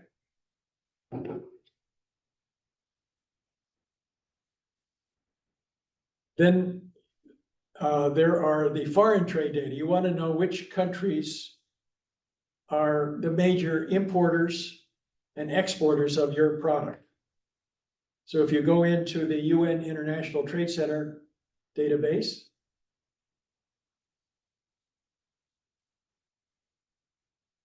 scroll down. All you do is if you're looking for who's the imports or the exports, who's exporting that product from the US and other countries, and who is importing that product from the US and other countries, you just identify your harmonized code number. That's only 2 digits there, but if you press the plus on the side, it'll get you into a little deeper. And then for any one product, you'll get the import statistics, all the countries that imported the product with your harmonized code number. And so what you're able to do with trade statistics through these two methods is which on the export side, which are the leading and fastest growing export destinations for your product from the US, and correspondingly, which are the leading and fastest growing importing countries for your product. And those, combining those two pieces of information, very valuable, as well as what the US market share is by looking at the world exporters of that product and where the US ranks.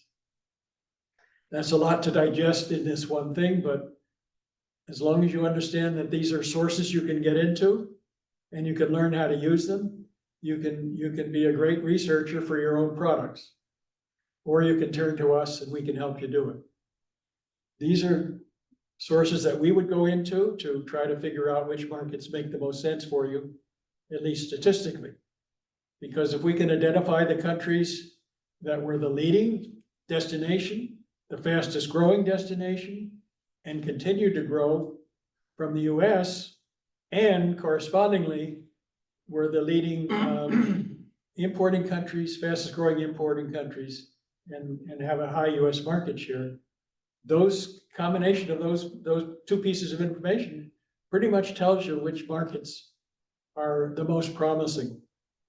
And Dr. Jackson, when she does her research using a comparable, more powerful even database, that's one of her clues to figure out which markets make the most sense. Okay, let's go back to the PowerPoint. If you have any questions, again, let me know as we go through.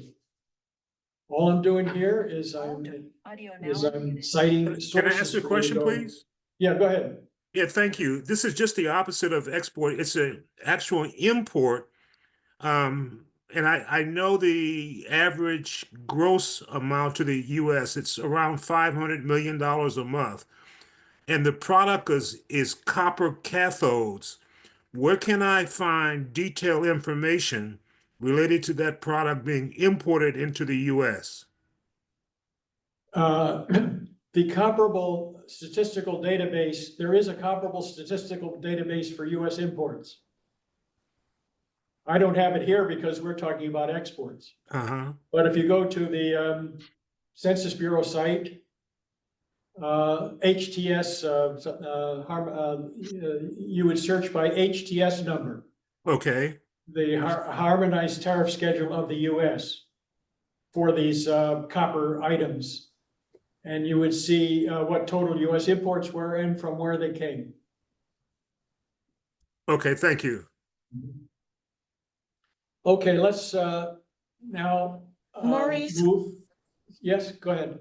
Do you have a list of all of these different resources that we can use and a link to them? Do you This have is like it. do you have a long list that you can email to everybody? And we could just click on the Actually- link? Actually, you can do it from here. That's why I've done it this way. As you click on this, it gets deeper. Okay. Okay, and I'll show you. Because now we're gonna say, okay, we've seen this trade statistics, but what if we're making children's clothing? And the statistics we want are more demographic. Which countries have the largest number of children in ages X to Y? Or other demographic type information. So click on World Economic and Demographic Data. Again, all this is searching within my trade information database. It's all going to the same place. And as you see those sources, you can click on any of those and pull up all kinds of demographic data. A lot of it coming from the United Nations. And you can get data on the population levels, education levels, mortality levels, all kinds of demographic data by clicking on any. I pulled them all together in one place. And you can go through the ones that provide the best information that you want. For example, the UN World of Information, the fourth one down, why don't you click on that and see what happens? Okay, so this took you into a United Nations database where you can scroll down, pull up all kinds of, by country, all kinds of demographic data. Okay, so these are complementing your statistical trade, the trade statistics data, complementing it with demographic data for reinforcement. So if the statistics tell you that, hey, Korea is a good market for the product in general, but I'd like to know how many children there are ages 1 to 5, or how many people are ill with some particular medical issue. That's what you get out of demographic data to refine your search. It's all here in one place. That's what I'm trying to tell you. It's a portal that you don't have to go Google keywords. You can do it all from by subject, by objective, rather than keyword. Okay, because I hope would I'm getting definitely, that message across, that this is a different way to search, not by Googling, but by going to a category that meets your objective and then searching within everything I can find that satisfies that objective. okay, because I would definitely need to use this for my chocolates, because I serve people that have diabetes, celiac disease, and tree nut allergies. It's possible that one of the demographic databases here will talk about the incidence of diseases in particular countries. Okay. All right, go back.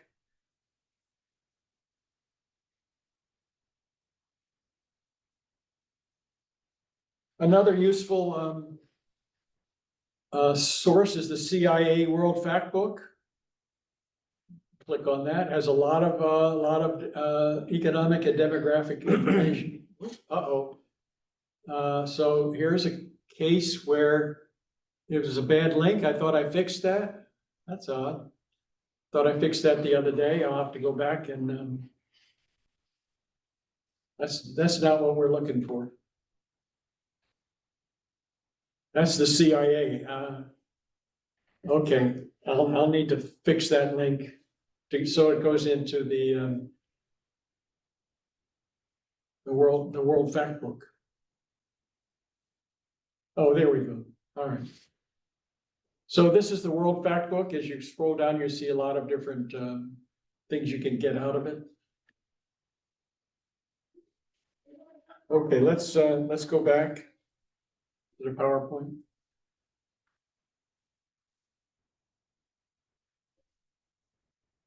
Okay, so this is demographic data. Let's go to the next slide. Now we want to find information to help us identify target markets. And if you look at go to the first one, these are tools for market identification. Some of these tools are the commerce departments. So if you click on, what is it, market diversification tool, go ahead, click on that, the top one. All right, this goes into something you could also get in trade.gov, but I'm taking you to it directly. Identify promising export markets in minutes. Okay, so that's, so I'm leading you to that particular tool that you might find useful. Okay, we don't need to dwell on it. Okay, go ahead back.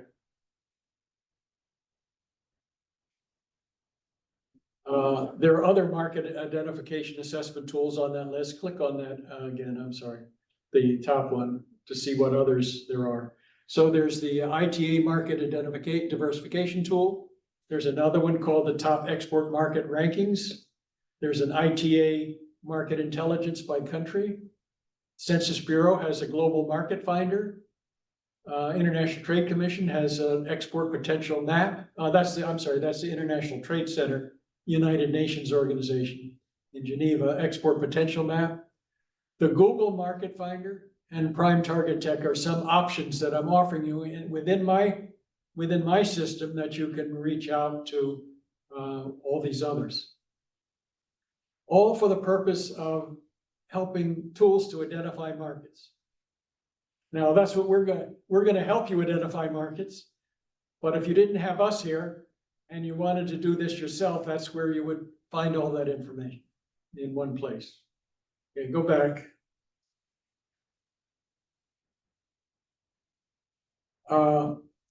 Then there are, where can I find information about countries? You can click on that. Again, it's taking you within my site, and these are all sources that you can click on to get country information. Use stocks research by country, market intelligence by country, country commercial guides, which we talked about before, insights by country, all of those are clickable. Some of them go into trade.gov sources, some of them go into UN sources, some of them go into World Bank or International Monetary Fund sources, all for the purpose of providing country information. Okay, you can go back.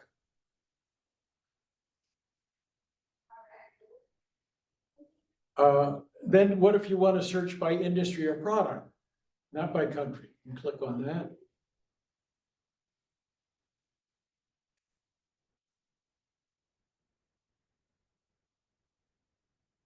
And this takes you to a number of industries that you can click on to get more detailed information about the markets for those industries. You can scroll down a little bit to see which ones for advanced manufacturing, aluminum. Now, the problem here is these are predetermined, and none of them may make sense for you. But this happens to be what the Commerce Department is offering in that particular site. And if you click on one of those, like healthcare and health technologies,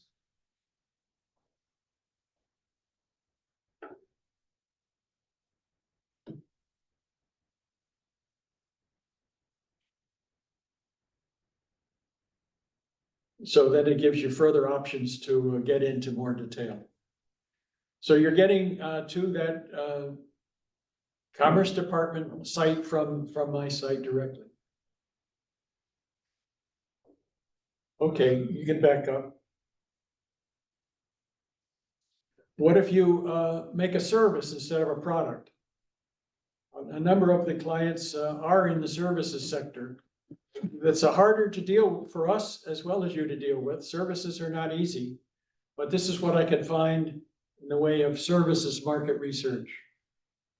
And you can click on any of those and it will elaborate on what's available in the services sector. How to export services, estimating export potential for services, etc. Okay. Okay, we can go back. Intercultural research. This can be a lot of fun. I pulled together a number of sources that talk about cultures in different countries. Like the first one, cultural gaffes at home and abroad. There's a video, the first two are videos. And then a number of others that deal with culture broadly, like colors across cultures. How important are colors?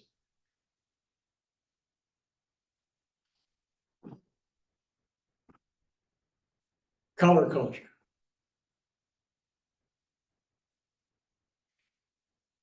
Now, if you Googled, you might have eventually come to this. I don't know.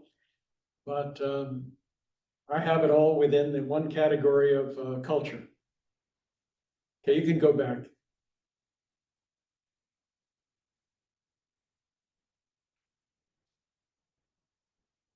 Let's go to the next slide.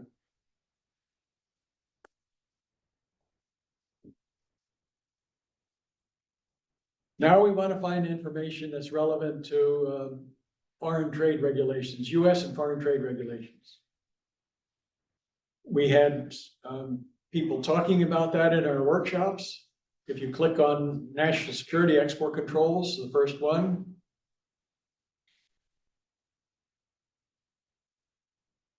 this takes you into all of the sources for finding out what US export controls are.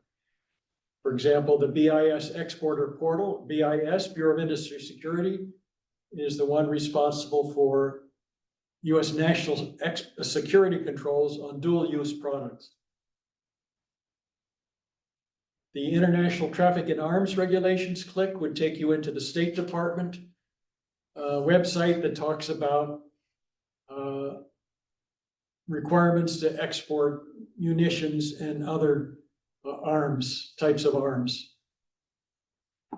Then there is the Foreign Assets Control Regulations of the Treasury Department, which covers which countries we do not allow exports to or sanction countries. And there are a lot of other, we mentioned, it's not just the product that might be controlled, but it could also be the person or entity you're trying to export to. If you scroll down further, you see a denied persons list and a denied entries list. I haven't checked these. They may not work right now. I'd have to fix them, but you can try. Click on denied persons. Okay, so that takes you into a site that you can see if the company you're exporting to is blacklisted for some reason. Okay, you can go back.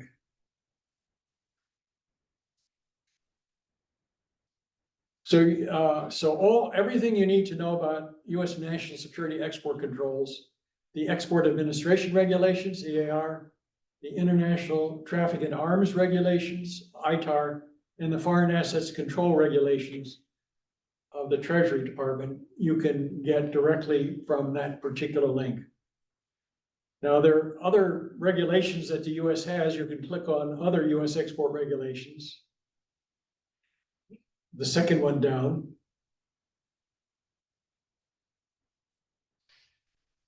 So these are regulations other than for national security.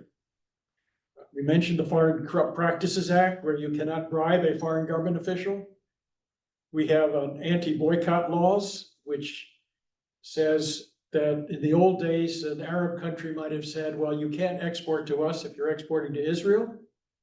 They're boycotting. The US passed a law saying that you cannot comply with a boycott request. And so if somebody says, you can't do business with our country if you deal with Israel, what you say is, well, I'm sorry, the US law prevents me from complying, instead of you being on the hook to deal with that. There are US hazardous material regulations. There are packaging and label requirements. You can click on any of these. Let's say export down below, exporting US agricultural products. So let's see if it works. Whoops. Okay, so that's a bad link. I have to get back and fix that. Try medical devices. Exporting food products from the US. Okay, so Food and Drug Administration.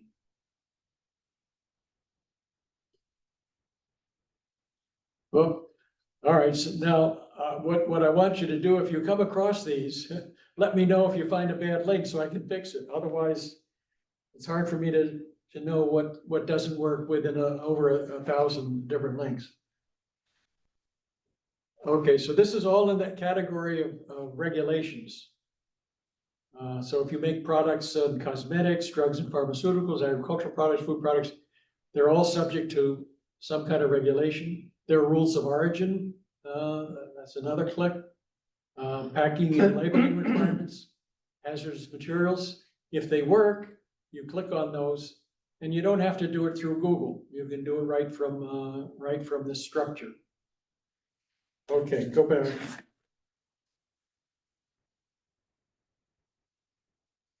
Foreign import duties. You click on that. Now, before all this mess with the tariffs, there was a time when you could go into a site that says, if I make product X, what is my import duty in Korea? What is the import duty for product X in Japan or Germany or whatever? So you can get that from one of those, the WTO tariff schedule by country and product. If you clicked on that, you can do the search, or the FTA tariff search tool by country. by putting in your harmonized code, and it would tell you what the import duty is in that country. Now, right now, that's all up for grabs. So I don't know how accurate, even though we were able to get into it, I don't know how accurate or up to date the tariff is that they're gonna say. So you need to check with your freight forwarder to see what is today's tariff. Okay, but anyway, that's the database for finding out how you can look up the tariffs in different countries. Okay, go back.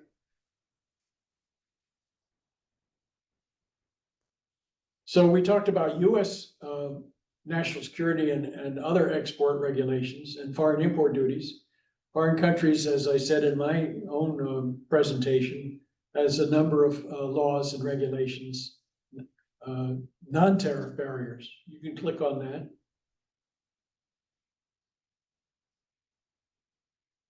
All right, this takes you into a number of selections. The first one, go into the first one. 2024 National Trade. This is a very extensive report, updated annually, mandated by Congress, that keep going down. Pick on any country. Just click on any country. Australia. Okay, so now you want to know what the Australian import requirements are. This is a very detailed report. Keep scrolling down kind of slowly. First, it's talking about food products, plant health, intellectual property protection, how Australia treats intellectual property, what barriers they have on services, what barriers on investment. Oh, now it's a different country. But very detailed reports by country. You go back to the beginning of that document. Yeah, scroll down and let's pick a country. Keep going. All right, pick. Let's take. Don't go any further. Let's take Japan. All right, scroll down. Trade agreements, import policies. Their Japan policy on tariffs. Keep going. And then different types of products for tariffs. Keep going. And then non-tariff barriers. What non-tariff barriers do they have? Well, rice, wheat, keep going. Pork, keep going. Customs barriers and trade facilitation. Sanitary and phytosanitary barriers. Keep going. Beef and beef products. This is a very detailed report for one country on all the types of trade barriers they have, including for government procurement, intellectual property protection, on products. And so if you picked a country and you want to know as much as possible about their trade barriers, you would go to this one document. So you could go back to the PowerPoint.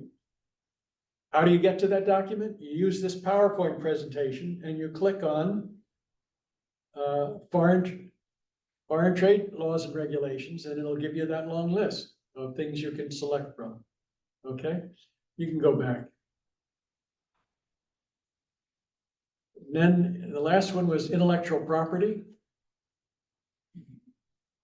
These are a whole bunch of things I pulled together that deal with intellectual property, importance of intellectual property rights, US copyright laws and regulations, trademark basics, patent basics, country IPR resource industry. So a lot of everything I could find that's relevant to intellectual property protection, I put in this one location on my website. Okay, you can go back.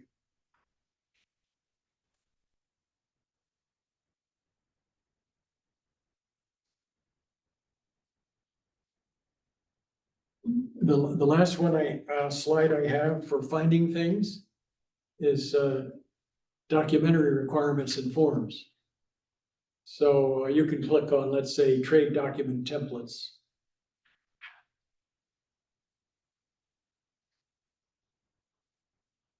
This is a site that Gregory is very familiar with. As you go down, you can see different document forms you can pull up. You can just click on any of those forms and the form will come up that can be filled out. Or you can see what kinds of information it requires. All in one place, all these documents. Maurice, before you Yeah. change that slide, Uh-huh. can you go back to that slide? The documents? Yes. Okay. No, the one that we were just looking at. Yeah, go ahead. No, before that.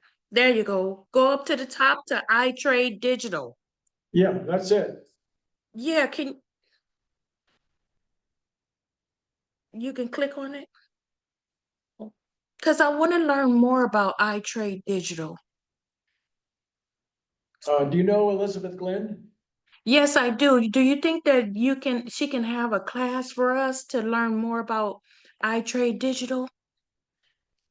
Gregory, are you still tuning into those Friday meetings?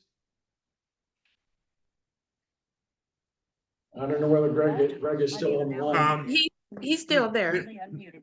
May I speak? Gregory, are they still having these Friday meetings on iTrade Digital? Yes, it's still every Friday morning at 9 a.m. Okay. Let me Queen put Nina might be interested in joining that or learning more about it. Should she be talking to Elizabeth? Well, Elizabeth is certainly one of the senior people there. Absolutely. I think it would probably be best if she first had a conversation with Justin or myself. But the meetings are 9 a.m. every Friday morning, and they have a website. It's itradedigital.com. Okay. And I can sign up there? Well, it's a little more than that. Yeah, Okay. but you could. If you go back to my website, I think I have a link to iTrade Digital. In that, can you enlarge that?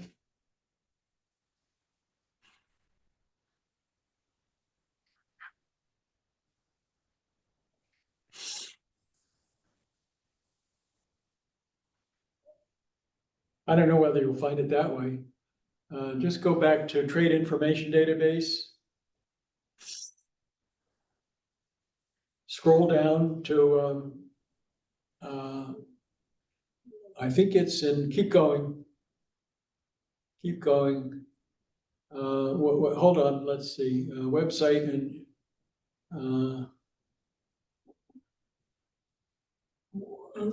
website and e-commerce, no, maybe not that, keep going.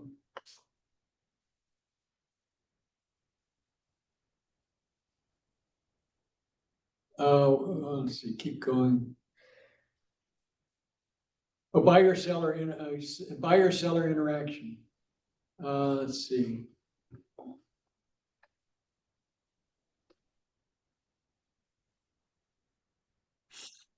I think it's somewhere in there. iTrade Digital has its own website. Mm-hmm.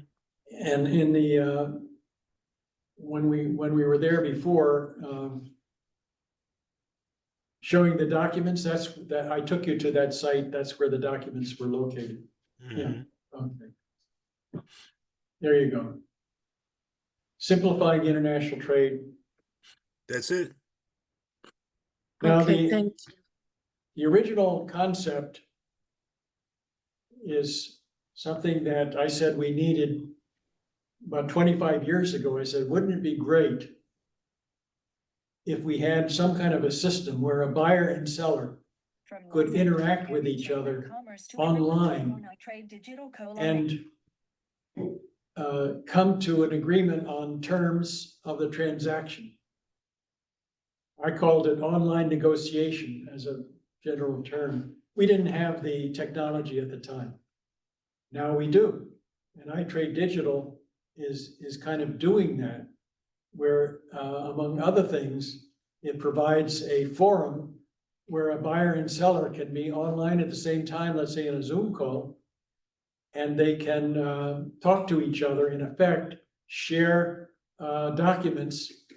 And one side says, okay, I agree with that, but could you change the term in the commercial invoice to a different Incoterm, or to a different price, or to a different shipping date? And the seller says, okay, and they make the change. And when they make that change online, it automatically updates wherever that there is a common field for that in any other document. This is artificial intelligence to an extreme almost. And so you're able to conduct an online interactive negotiation between a buyer and seller and come to terms. That's the concept here. Now that could be complicated for a buyer and seller that aren't used to that. And so what iTrade Digital is also doing is creating a kind of a profession called trade management specialist, where they become the kind of the intermediary for the buyer and seller in that online communication. And they can walk both through it. And there's presumably training to become a trade management specialist. I haven't been on the Friday meetings for quite a while, and I don't know where they are in that process. But that was the idea. First of all, to have the ability for a buyer and seller to interact with each other. And second, to have the ability for a trade management specialist to facilitate the online negotiation. Is that about it, Gregory? Yes, he's shaking his head, okay. So if you want to know more about that, they are having these weekly meetings. Now, I don't know where they are in the weekly meetings because they started a long time ago. So they're in further stages of its development. But that's what that's about. Let's go back to the PowerPoint. We're almost done. I think we are just about done with the last item, sample trade documentation templates and forms. And then the first one that it goes to that EDDT, click on that EDTT if it works. Okay, so that is part of that iTrade Digital platform. As you go down, scroll down, you can click on any one of these forms and pull them up as blank forms. Okay, so they pull together all the forms that you're likely to need in any transaction, export-import transaction. You can pull them up, fill them out. And every one that you can possibly think of, every form you can possibly think of has been put into this system. Now, this may be more helpful to a freight forwarder because some of this documentation is a little complicated, but there it is. It's all there. Everything you need to know about documents, everything you need to know about filling them out. Okay. Let's go back because I've gone through all the slides that I wanted to cover. But the point I'm trying to make here, you haven't gotten it yet, is there is a portal called the International Trade Compliance Institute Trade Information Database. That's my site. It's free. Everything is free. It has over 1,000 of these types of links. This is the bottom one, filing the electronic export information, is one of 1,000. Over 1,000 individual links you can get to from this one site or portal. It goes into not just export.trade.gov. It goes beyond that into all the other agencies that have similar databases like trade.gov for their agency. It goes into the international United Nations organizations for their data. It goes into the World Bank, the IMF, and other sources of international trade information, all in one place. And so if you don't want to Google things, but you want to try to find what you want by the objective you're seeking. This is how you do it in a portal. Now, not many people know about this because I don't have the ability to, publicize it or promote it, and I don't do much promotion of it, but there it is. For you all, it's all there for you to use free. So that's what I wanted to tell you. I hope you'll become acquainted with it because you should at some point not rely on others to do your research or to search things, but to do your own research and do it in a more strategic, by objective way than just Googling and going all over the place. So we're early, and that's all that I had to tell you. I was hoping we would have a bunch of questions from the beginning of these sessions on any aspect of exporting, any aspect of the program itself, what you need to do as an Export 201 or 101 or anything that's on your mind that you want to talk about. Now, floor is yours. I wanted to talk about working with Costco's in the United States and in other countries. Working with what? Costco's and World Market. I wanted to put sell my chocolates at Costco's and Sam's Club. And I don't personally know. Do you? Going to Costco, that's a very ambitious project. You really have to have first your prototype very well done.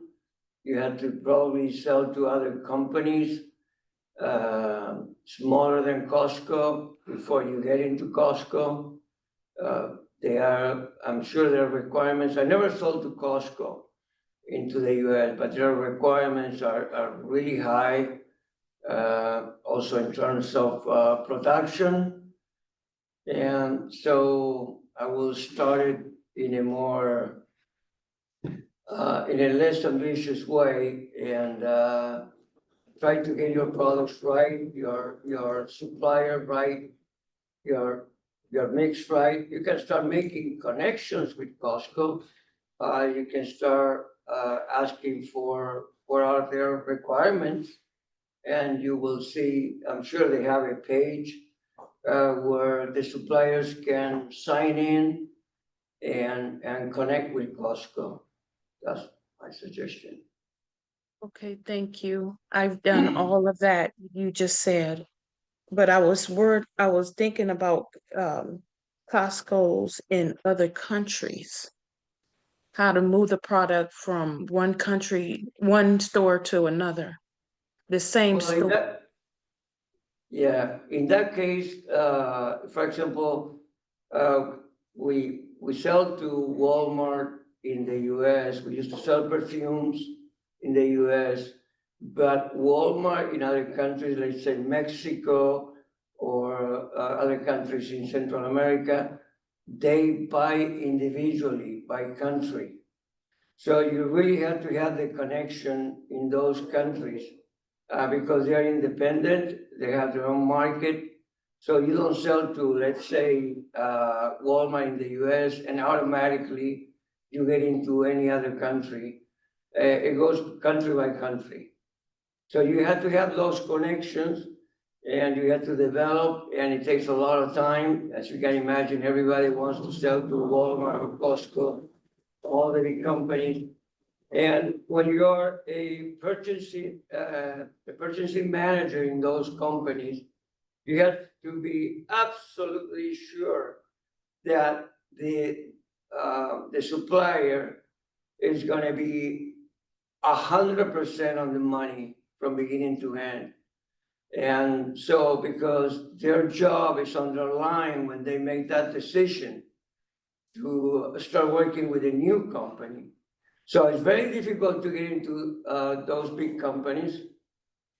They already have very strong corporations dealing with them. There's a lot of requirements that they made on the shipping, on the labeling, et cetera, et cetera. It's much better to start with the smaller distributors. You get your feet wet with them, and then start moving to bigger buyers. Yeah, I'm currently working with Walmart Marketplace right now. So I sell online on Walmart Marketplace, but I'm not in the stores, but I'm on their website. So I know they're in Mexico as well. Okay, that's I don't sell in marketplace online, so I don't have much of experience in that area. So that's Yeah, I something. just finished the Target Accelerator program, and I just finished Target Retail to Readiness program.